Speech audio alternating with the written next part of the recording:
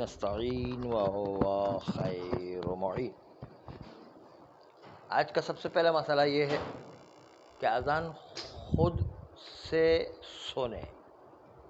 اس کا مطلب یہ ہے کہ اذان و اقامت ہو رہی ہے، اس نے اپنے کانوں سے خود اذان سنی اور اس کا ارادہ ہے کہ اسی کے ساتھ میں نماز پڑھوں گا، جو نماز برپا ہوگی اسی کے ساتھ نماز پڑھوں گا، اور اذان و اقامت بھی اس طرح کہی گئی کہ اس کے درمیان بہت زیادہ فاصلہ عرف کے لحاظ سے نہ ہو، جیسے اذان اور اس کی فصلوں کے درمیان فاصلہ نہ ہو، اذان اور اقامت کے درمیان فاصلہ نہ ہو، اور اذان و اقامت اور نماز کے درمیان فاصلہ، 3 فاصلے ہیں وہ نہ ہو۔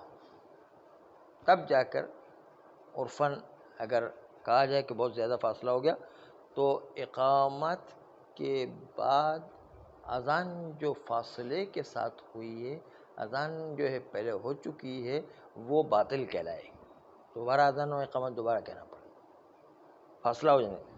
فاصلے کا معیار ہے عرف کا ہے کہ یار یہ اذان تو اس اذان، یہ اقامت تو اس اذان کے ساتھ متصل نہیں ہے، لوگ کہیں کہ یہ تو کوئی الگ سا اقامت کہی جا رہی ہے۔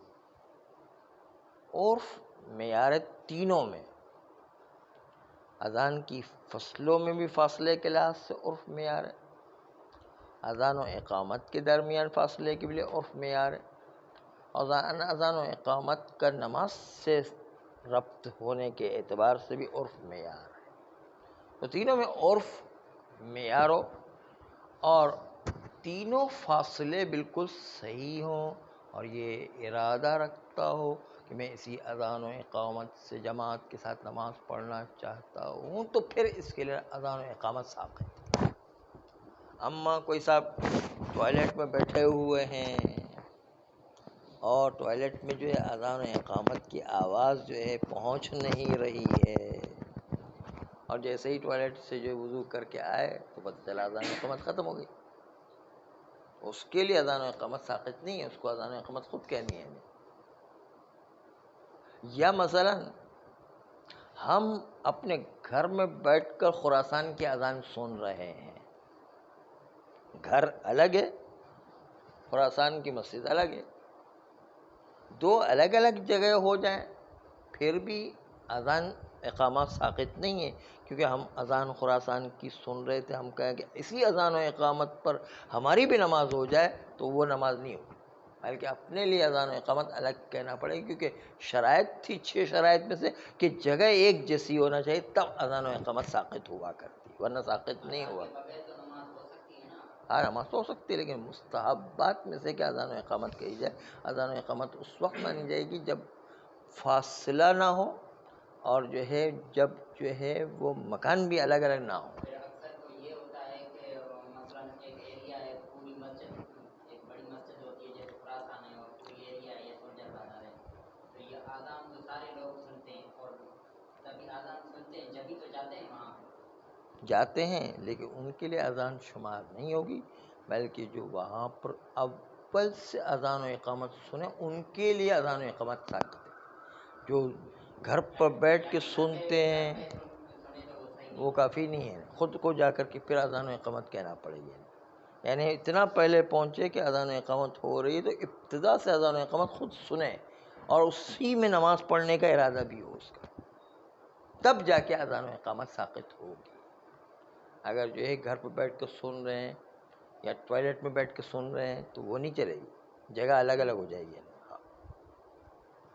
ثواب نہیں ملے گا۔ اذان و اقامت خود کہنا پڑے گی، ورنہ وہ اذان و اقامت کا ثواب نہیں ملے گا، سننے کا ثواب نہیں ملے گا انہیں۔ وہ مسئلہ پیش نہیں آئے گا کہ مثلاً دوسرے جو ہے وہ سنیں گے اذان و اقامت کو، ان کو کوئی مسئلہ مسائل پیش آئے، جماعت ہو رہی ہوگی۔ ہاں وہ تو سن رہے ہیں نا، لیکن ہم بھی مثلا اپنے گھر میں سن رہے ہیں، جماعت ہو رہی ہو تو اذان کہنا، ہاں تو ہم جلدی سے پہنچ جائیں گے، پہنچنے کے بعد جلدی سے اذان اقامت کہہ سکتے تو کہیں، نہیں تو پھر جماعت ڈسٹرب نہیں ہونا چاہیے، ایسا ایسا کہیں گے تاکہ وہ ڈسٹرب بھی نہ ہوئے۔ لیکن جماعت چل رہی ہے مثلاً دوسرے جماعت چل رہی ہے تو بس ٹھیک ہے، پھر جا کے شریک ہو جائیں گے تاکہ وہ ڈسٹرب بھی نہ ہو اور جماعت میں شامل بھی ہو جائیں۔ وہ تو کامن سینس کی بات ہے کہ اگر وقت ہے تھوڑا سا تو جلدی سے کہہ دیں انہیں، نہیں ہے تو جماعت میں فوراً شامل کریں، اتنی دیر سے کیوں آئے ہیں پھر، صحیح طریقے سے آنا چاہیے تھا۔ تو آج کا پہلا مسئلہ ہے جس کا نام ہے خود سے اذان سننا، جس میں خود سے سننے کے بعد فاصلہ بھی نہیں ہونا چاہیے، تینوں چیزوں میں فاصلہ بھی نہیں ہونا چاہیے، اور اس کے پہنچنے میں مکان کا فاصلہ بھی نہیں ہونا چاہیے۔ یعنی اپنے گھر پہ بیٹھ کے خراسان کی اذان سنے تو وہ کافی نہیں ہے، وہ خود کو جا کے خراسان میں جا کے خود سے کہنا پڑے گی پھر۔ حالانکہ خراسان کی آواز مثلا جو ہے ہمارے مکان میں بالکل جیسے اذان مسجد میں آ رہی ہے، اس طرح کے گھر میں بھی ہماری ایسی اذان سنائی دے رہی ہے، لیکن وہ گھر والی اذان نہیں چلے گی، وہاں جا کے جو ہے سننا ہے، مسجد میں جا کے سننا ہے، جگہ ایک ہونا چاہیے۔ ہاں، مسجد سے باہر بھی نہیں، مسجد کے اندر جہاں پر ہم نماز پڑھ رہے وہیں پر سننا ہے نا۔ تو یہ آج کا مسئلہ، اس کا نام تھا خود سے اذان سننا۔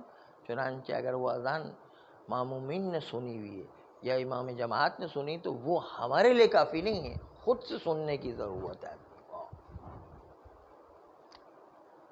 دوسرا مسئلہ عورتوں کی اذان، وہ کل آیا تھا کہ اگر کوئی لذت کی نیت سے عورت کی اذان سنتا ہے تو وہ تو ساقط نہیں ہوگی، بلکہ مرد کے لیے عورت کی اذان محل اشکال ہے کہ اس کو کافی سمجھا جائے، بلکہ مرد کے لیے اپنی الگ سے اذان دینا پڑے۔ عورتوں کی اذان مردوں کے لیے کافی نہیں ہے، احتیاط کی بنیاد پر، محل اشکال کی بنیاد پر۔ اور عورتوں کی اذان صرف عورتوں کے لیے کافی ہے، لیکن وہ عورتوں کی اذان جو صرف عورتوں کی جماعت کے لیے ہو رہی ہے، کافی ہونے کے باوجود اگر عورتوں کی اذان کو محرم مرد بھی سنے تب بھی کافی نہیں، احتیاط واجب کی نہیں، محرم مرد سن رہے پھر بھی کافی نہیں ہے۔ محرم مرد یعنی خنثی مشکلہ میں اس کے احکام بالکل الگ قسم کے ہوا کرتے ہیں، خنثی کے احکام خنثی کی طرح ہی ہے۔ پہلے یہ بتا دیں کہ خنثی جو ہے اس کی قسمیں کیسے بنتی ہیں۔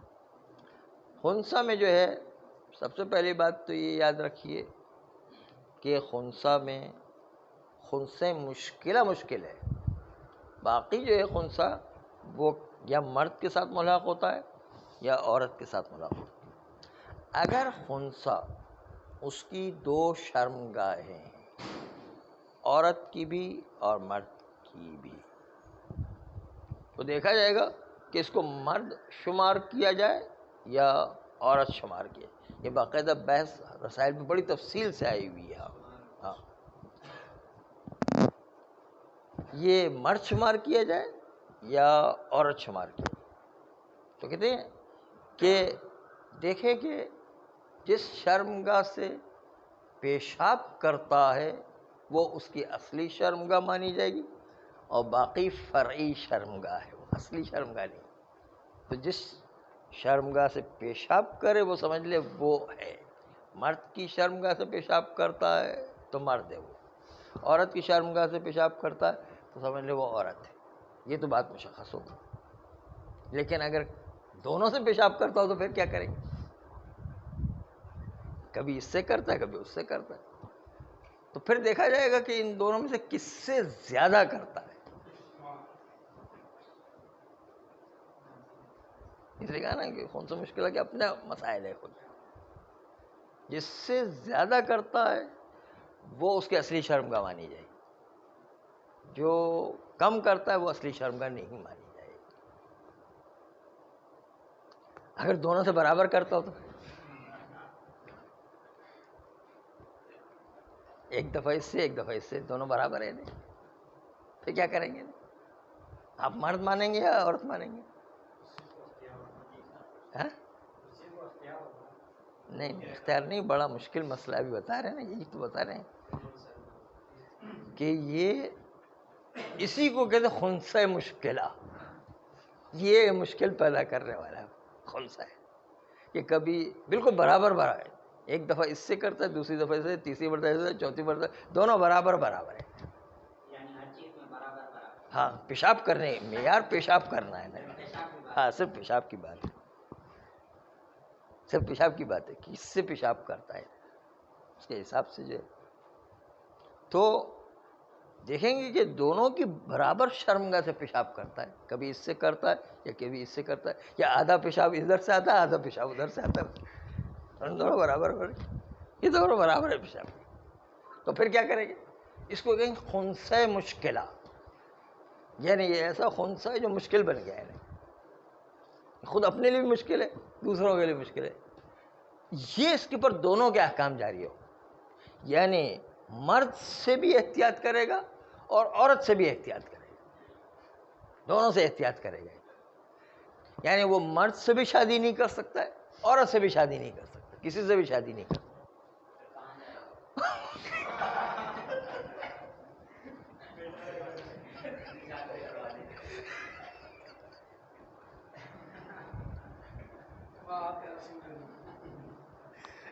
آج کل فنڈوں کی جماعتیں نکل رہی ہیں تبلیغ لینے.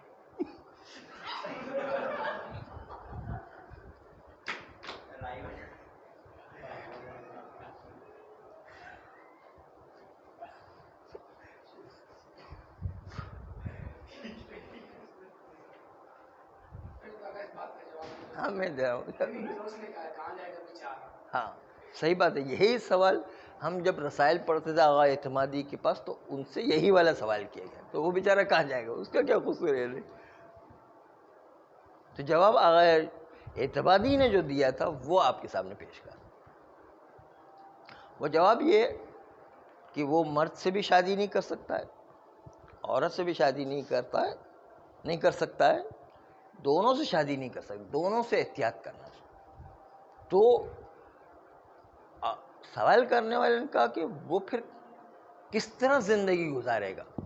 تو آغا اعتمادی نے جواب دیا کہ اللہ تعالیٰ نے انسان کے جسم کو ایسا بنایا ہے کہ جس جسم کے بنانے کے نتیجے جب اس کو شروع سے ذہن میں یہ بات پڑ جائے گی کہ اس شادی کر ہی نہیں سکتا ہے، تو اس کا ذہن خود بخود آمادہ ہوتے ہوتے جسم بھی اسی طرح ڈھل جاتا ہے کہ اس کو شادی کی ضرورت ہی نہیں رہتی ہے.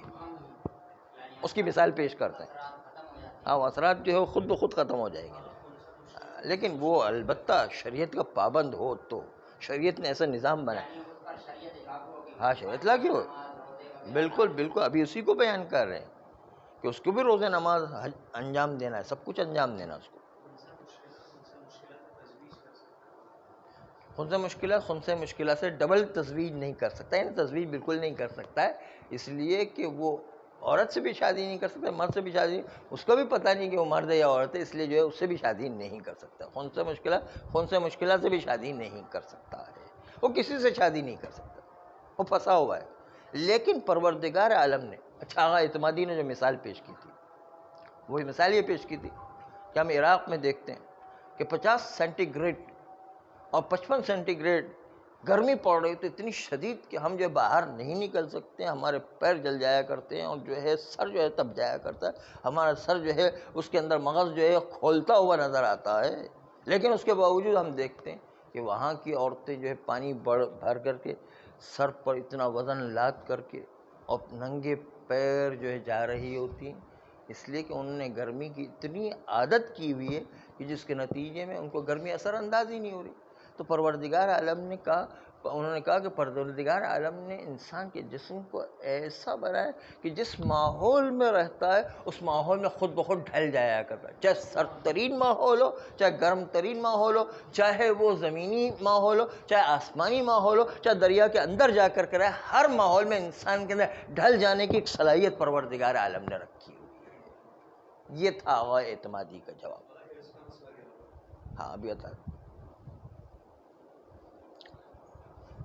اگر میل جول رکھا اس کو جو ہے پردہ کرنا واجب ہے، لیکن نامحرم مرد سے جو ہے احتیاط کرے، نامحرم عورتوں سے بھی احتیاط کرے، اور جو ہے وہ شہوت والی کوئی بات درمیان میں نہ لائے.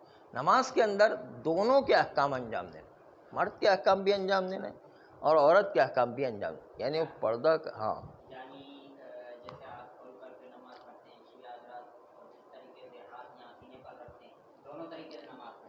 نہیں نہیں نہیں، اس کے لیے ایک طریقہ مقرر کیا کہ جس میں جو ہے ہاتھ کھول کر اور عورتیں جو ہے یہاں نہیں رکھتی ہیں بلکہ یوں سینے پر رکھتی، تو سینے پر رکھ کے نماز پڑھے تاکہ جو ہے دونوں کے اندر شامل ہو جائے. ہاتھ کھول کر بھی اور سینے پر رکھنا. نہیں، ہاتھ کھول کر نہیں، ہاتھ اس کے لیے ہاتھ یوں جس طرح احتیاط میں ہوتا ہے نا، اس طرح کر کے جو نماز پڑھے گی کہ وہ عورتوں کی نماز ویسے بھی ہاتھ کھول کر بھی صحیح ہے، یا ہاتھ کھول کر پڑھے یا سینے پر ہاتھ رکھے، اس کی مرضی ہے. پھر آپ نے مثال دی وہاں کی نجف کی کہ وہاں ماحول میں ڈھل جاتا ہے بندہ یا بندی. نہیں، ہر جگہ سرد سے سرد ترین علاقے میں، دریا کے علاقے ڈھلے گا وہ بندہ. یہاں بھی ڈل جائے گی، یہاں پر بھی ڈل جائے گی. کراچی میں اتنا وہ تو اتنی گرمی میں ڈھل جاتا ہے، تو یہاں تو اتنی گرمی بھی نہیں پڑتی اپنے ہے. آپ کو یعنی جو انسان کو مرد کو عورت کو سیکس کی ضرورت ہوتی ہے وہ کیسے یعنی وہ خود بخود، ہم نے کہا نا اللہ تعالیٰ نے ایسا جسم بنایا کہ جب اس کے ذہن میں شروع سے یہ بات پڑے گی کہ میں کسی سے شادی نہیں کر سکتا ہوں، تو خود بخود اس کے جذبات ختم ہو جائیں گے. اگر وہ شریعت کا پابند ہے تو، شریعت کا پابند نہیں تو روزانہ تو چلتا پھرے گا کہ جس کے پاس بھی چلا جائے.